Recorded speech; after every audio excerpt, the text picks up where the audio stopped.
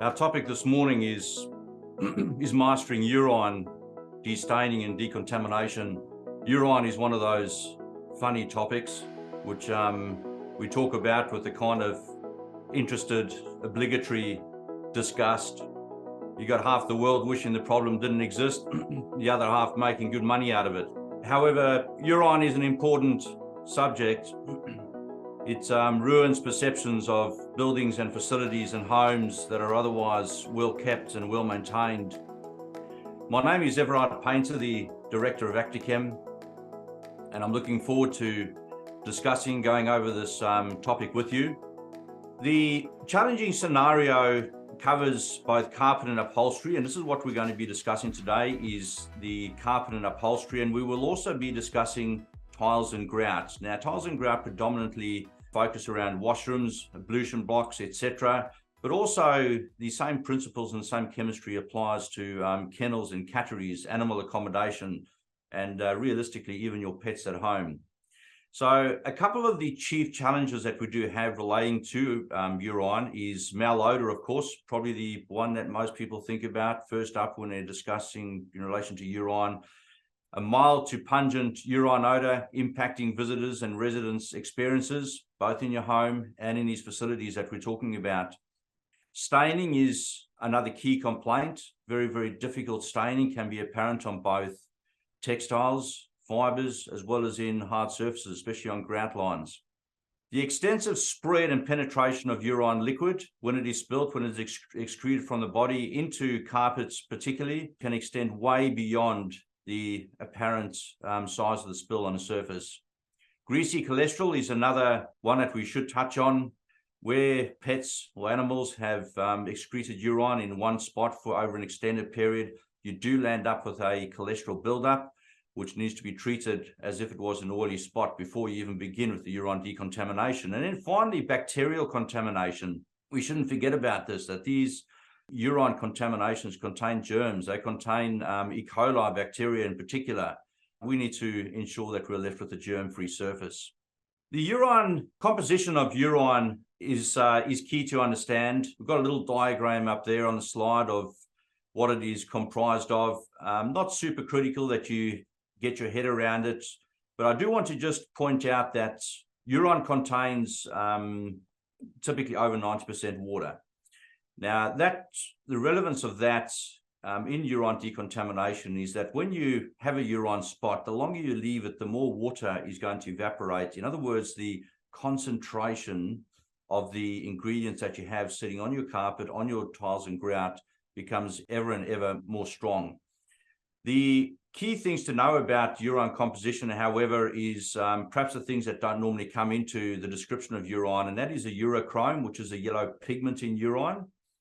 Secondly is the bacteria, which is mostly E. coli bacteria.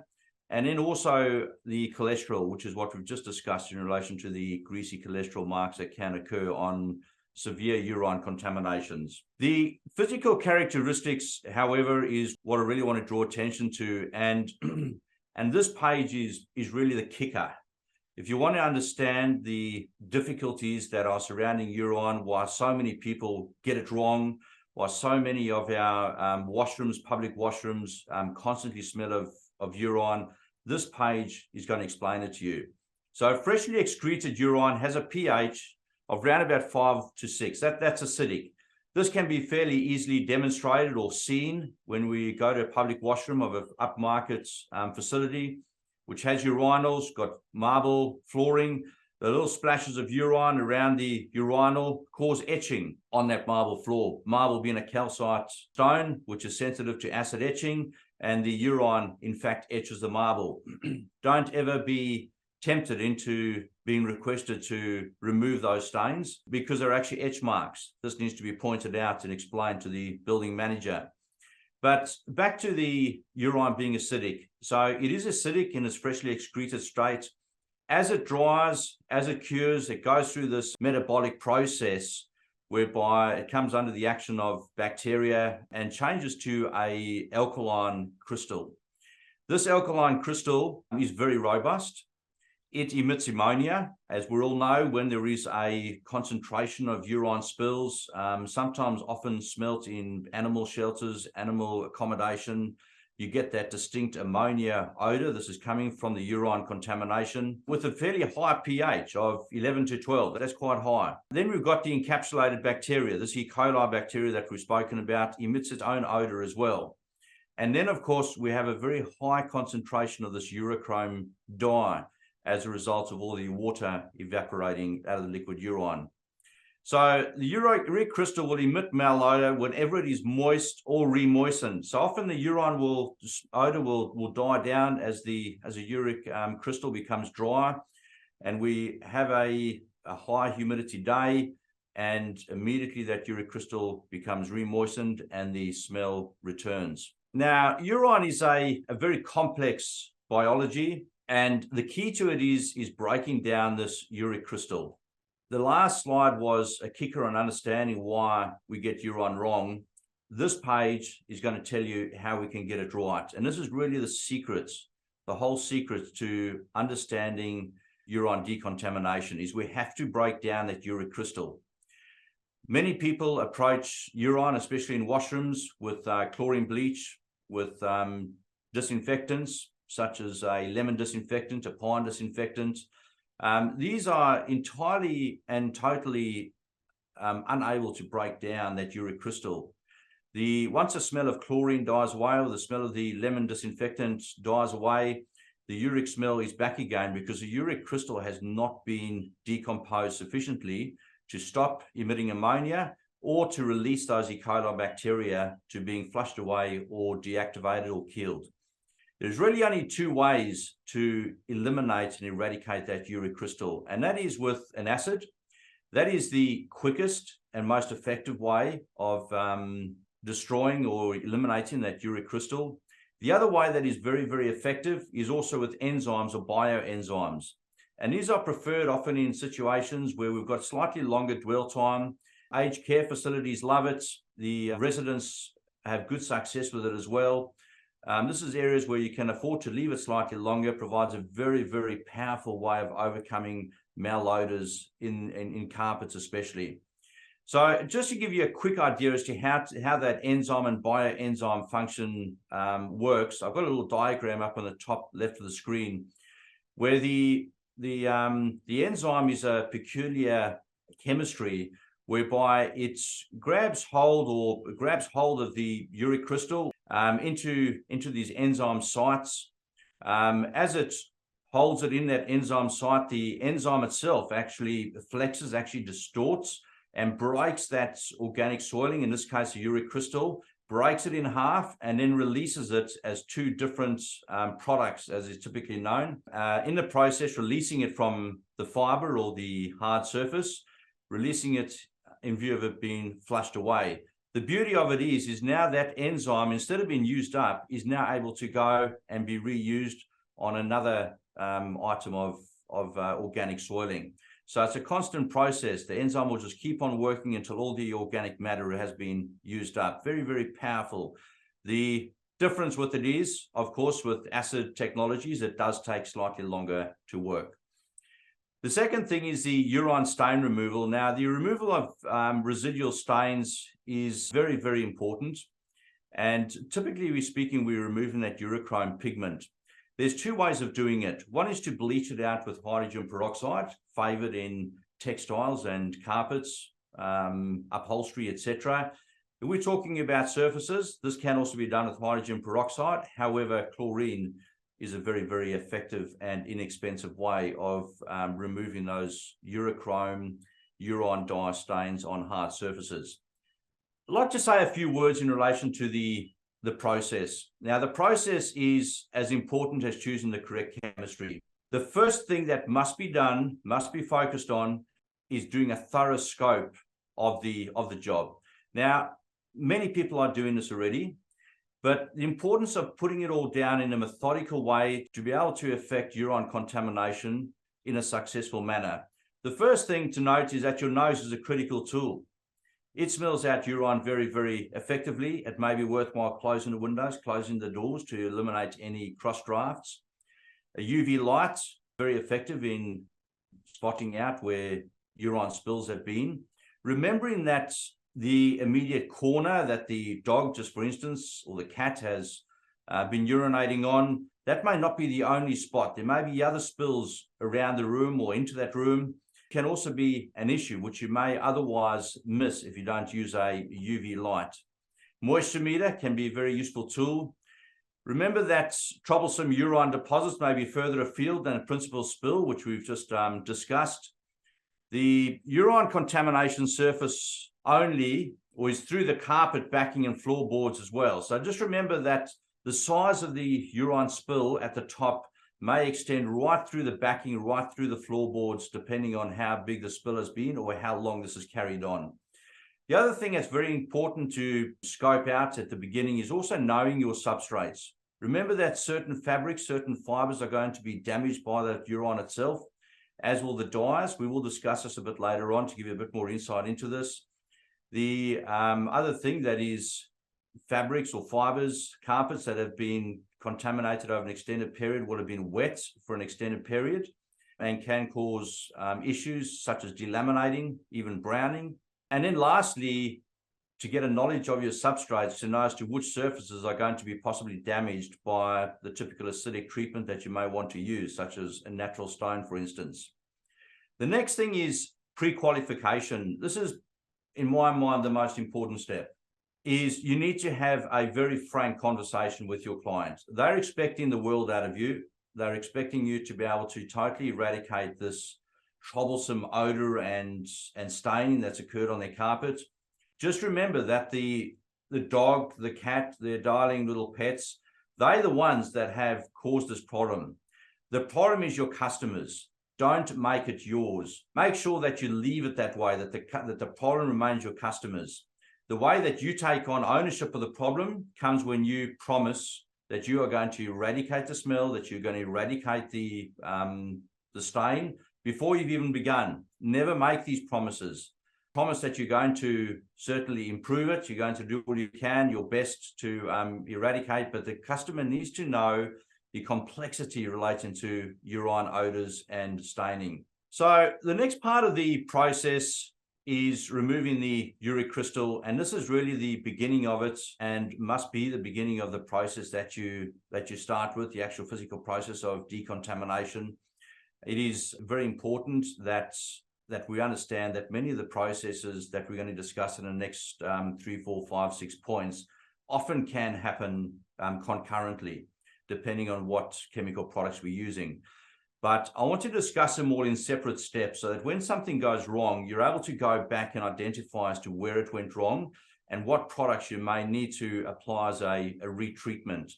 Understanding each step will give you a better concept of how remediation can work and can be successfully effected. So we always start with neutralizing and removing the uric crystal. Organic acids, as I mentioned, are the fastest, you might say a fairly surefire way of removing and dissolving that uric crystal. The organic acid does two things. One is that it dissolves the uric crystal, which then neutralizes its ability to emit ammonia. Secondly, it releases the E. coli bacteria, which can then be subjected to a disinfectant or, in many cases, simply flushed away in the flushing action. Enzymes are the next option, which are very, very effective, especially when there's a slightly longer dwell time permitted, and also where staining isn't the critical aspect of the decontamination. So up on the top left-hand side, I've just listed the two products that fit into this area. One is the Pet and Flood and the Actichem Deozyme. So the uric crystal dissolution on a Pet and Flood is affected by the use of organic acid chemistry. The dissolution of the crystal with the Deozyme is through bioenzymes and enzymes.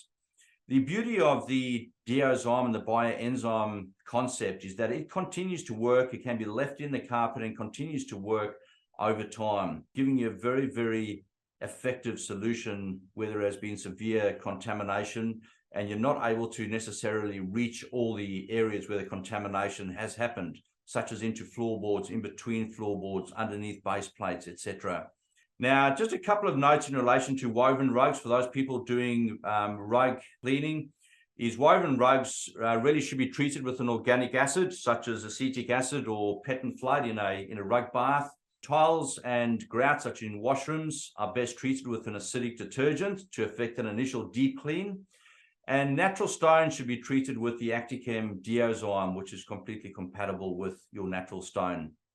The next part of the process is removing the stain. Now, many of the stains will be removed, in fact, in the previous process when we spoke about destroying the uric crystal. However, where the staining remains, on carpets, textiles, the hydrogen peroxide technology is the most effective, such as the Actichem Conqueror 2 or the Actichem Spot Away U, these two products which contain hydrogen peroxide.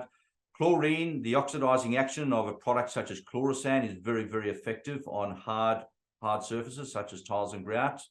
Note, hard surfaces only. Sodium percarbonate, as found in the Actichem OxyBoost Plus, is also very, very effective de-staining product in both carpet and textiles and in hard surfaces. The simple reason why I bring that up is that many of you may already be using OxyBoost Plus for those of you dealing with natural stone, especially. So here's a secondary use that you're able to use it for. The fifth part of the process is odor control. Now, the odor control may have already been largely overcome. Now, we've removed the source of the odor by removing the uric crystal. We've also removed the bacteria. What we are left with in many cases is trapped or stuck malodor particles in yarns, in these substrates of porous surfaces. And this is where we need a molecular alteration with products that contain the Eliminotech technology, which attacks malodors at a molecular level and changes them to a completely different odorless molecule, which cannot be reversed. So this is what the Eliminotech technology is, as you can see on the left-hand side. Products that contain this Eliminotech technology are the pet and flood, including the Deozyme. So this is in actual fact affected in the previous step at the same time. And lastly is a replacement scent. So remember that the whole idea of urine removal and urine decontamination is a very, very sensory operation, is a sensory journey. Your clients have found the malodor especially obnoxious. We need to remember that. We need to not forget this or ignore it. They need to be provided with a replacement scent. Otherwise, we have a situation where every single time they move across the threshold of that room, their brain is telling them that there is a urine smell in this room. Even though it may be completely gone, the olfactory sensors are still telling the brain that there is this odor in the room. So providing a replacement scent, something that's completely different to the odor, the urine odor, replaces, you might almost reboots those olfactory sensors and provides a completion to that sensory journey of your client. Very important, don't ignore it. So just to run over those products that we've mentioned, some are good at odor neutralization, some are very, very effective at stain removal. Just got a bit of a chart there to give you some idea as to how they fit in those two aspects. So the Deozyme, as we mentioned, is very, very effective at odor neutralization, not so at stain removal. The Pet and Flood gives you a very, very good overall cover of both. The Conqueror 2 and the Spot Away U, being our hydrogen peroxide products, as you would expect, perform the stain removal with particular success. So sometimes you may have a situation where you need to use those two products, or one of those two products, I should say, to finish off the stain removal at the end of the job. On our hard surfaces, we have the Responsibly Green Bathroom Cleaner, which is an bioenzyme product, especially good for maintenance on bathrooms and washrooms. The TNG Restore, being an acidic product, very, very effective for that deep clean to remove your uric crystal deposits. Chlorosan, we spoke about earlier, being that chlorine product, which affects very, very good stain removal on hard surfaces. So I've got a few slides here, which I won't go over in depth, but I've put them up here to make sure that they're on the slide so that they will appear in your white paper, which gives a step-by-step guide to urine decontamination. So light to moderate decontamination, we use a Pet and Flood or the Deozyme. We've given you both those choices. These light to moderate contamination can typically be affected by a top-down treatment. A couple of very important notes there. Please note that if we're using a Deozyme, that is a product which we do not rinse want those bioenzymes to continue to work.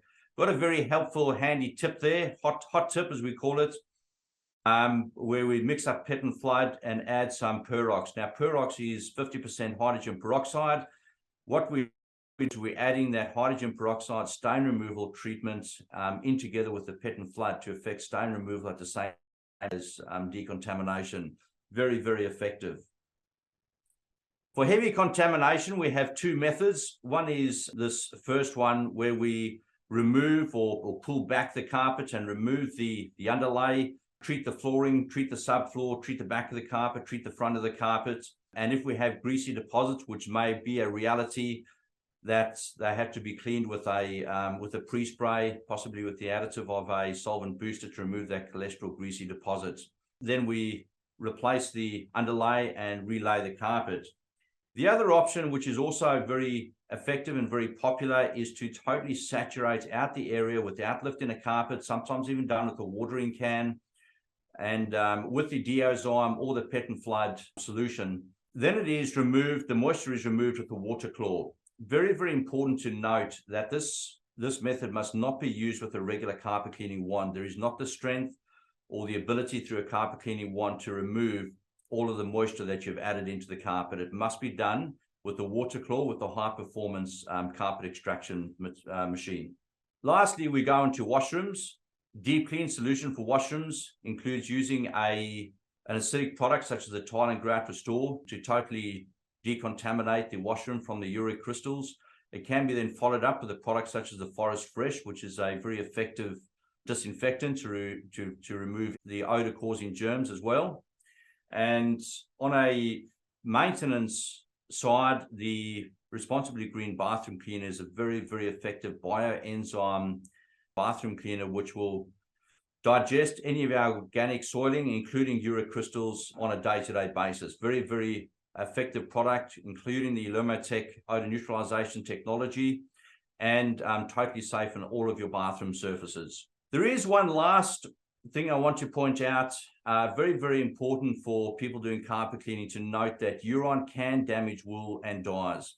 So remember that, firstly, acid dye damage is a very real possibility due to the fact that our uric crystal has a very high pH. The ammonia and the high pH of often over 11 is enough to upset and destabilize the acid dyes in these carpets.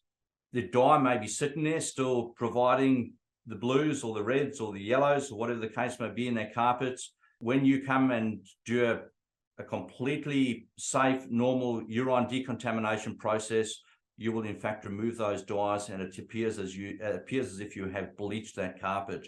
This is as a result of the urine contamination and its high pH, not as a result of what you have affected in your urine decontamination. So this discussion needs to be had with the customer and beforehand as a pre-qualification, and they must know the risks. Otherwise, you've effectively bought that carpet.